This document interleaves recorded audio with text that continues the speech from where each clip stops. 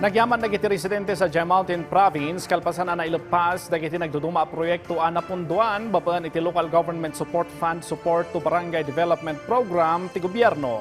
Ada detalye ni Valerie Jane Taguba ti Philippine Information Agency Cordillera.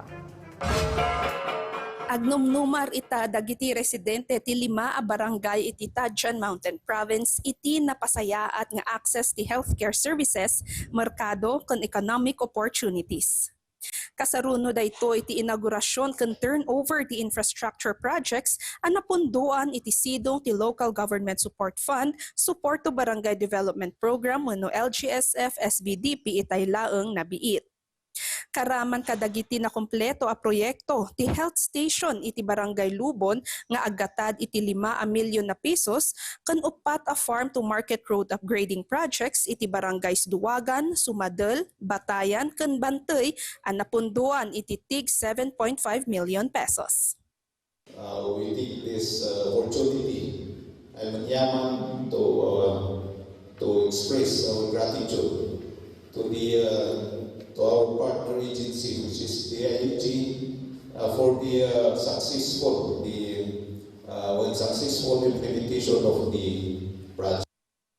Nagyaman met iti gobyerno dagiti punong barangay dagiti benepisyaryo a komunidad gapo iti panangyasidegda kadagiti proyekto a pagnumaran dagiti umili. Iniling kabilang is kalsat. Ay so iti kasasapulan ti kasasapulan. Tama kasi niya umili na pimalian di grabe kaya kasi hindi na rin may tanong ito sa na pinimali ng kalsat. Ti LGSF SBDP ket programa iti gobyerno amang ipapaay iti pondo kadagiti prioridad a infrastruktura ken development projects kadagiti barangay asigod nga naapektaran iti riribuk.